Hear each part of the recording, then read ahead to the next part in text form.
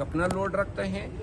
Constitutional site پہ جو article 199 میں ہائی کورٹ ڈیسائیڈ کرتی ہیں یا سپریم کورٹ کی اپنی کانسٹیٹیوشنل جورسڈکشن ہے آرٹیکل 184(3) میں یا پھر ایڈوائزری جورسڈکشن ہے تو ان کا موقف یہ ہے کہ اس کے لیے کانسٹیٹیوشنل کورٹ ہونی چاہیے.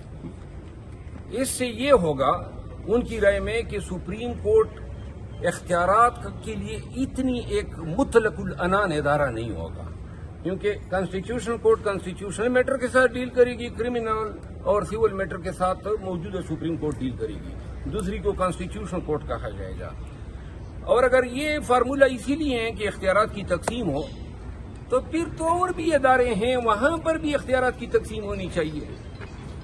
اگر آپ نے تقسیم کرنی ہی ہے تو اور بھی ادارے ہیں نا، تاکہ تمام ایسے مطلق العنان طاقتور ترین لوگ نہ ہو جہاں پہ کوئی چم بھی نہ کر سکے.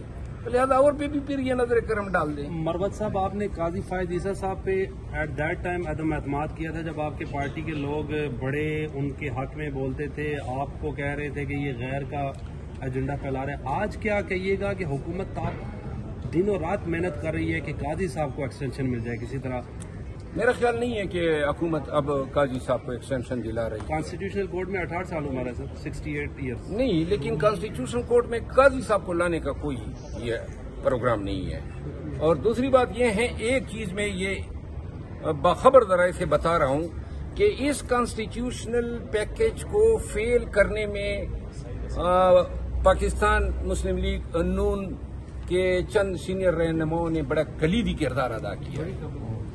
تھینک یو سو مچ. یہ بتائیے کہ مطلب صاحب رجیم چینج ہوئی تھی تو سندھ ہاؤس زیر بور تھا، اب پنجاب ہاؤس کی بات کی جا رہی ہے کہ تحریک انصاف کے کچھ ایم این اے جنہیں وہاں بٹھایا ہوا ہے، اس پہ کیا کہیں گے؟ اس پہ میں بات کرنا بھول گیا.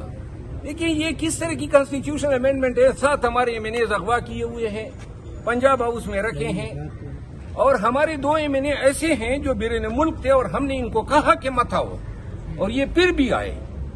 جلدی اس پہ پارٹی فیصلہ ہوگا اور ان کے نام ہم قوم کے ساتھ شیئر کریں گے. ان کے حلقے کے لوگوں کو بتائیں گے کہ ان کے مکروہ چہرے دیکھ لو، اور شاید ان میں سے چند ایسے تھے جو پہلے سے ان کی کمٹمنٹس تھی تو بیرون ملک سے بھی آ گئے.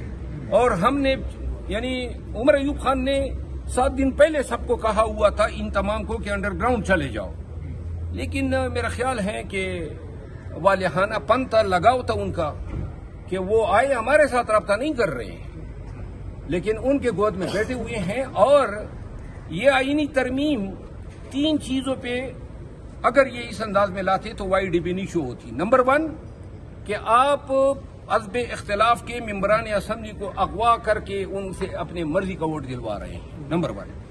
نمبر 2 ریزرو سیٹیں جو ہماری ڈیسائیڈ ہوئی ہیں سپریم کورٹ میں، ان میں ہماری خواتین اور مینارٹیز کی نمائندگی نہیں ہے. تقریباً 23-24 سیٹیں ہیں، اور پھر کے پی سے 11 سینیٹر ابھی تک الیکٹ ہی نہیں ہوئے ہیں. تو لہذا ایوان پارلیمان ابھی تک انکمپلیٹ ہے. جب تک ان تمام طبقات کو نمائندگی نہ ہو اور یہ اپنی نمائندگی کے مطابق حق رائے دہی استعمال نہ کریں، کس قسم کی ترمیم جو ہے وہ آپ کہہ سکتے ہیں کہ یہ لائی گئی. اور سب سے اہم بات، فارم 47 پہ جو لوگ منتخب ہو کر آئے ہیں ان کا کوئی حق نہیں ہے کہ وہ ووٹ استعمال کرے. تو لہذا ایوان کی اپنی لیجیٹیمیسی جو ہے وہ بھی جب یہ ٹریبیونل ڈیسائیڈ کر دیں کہ واقعی یہ صحیح منتخب ہو کے آئے ہیں تو تبھی شاید یہ کانسٹیٹیوشنلی امینڈمنٹ کی بات کر سکتے ہیں. Thank you sir.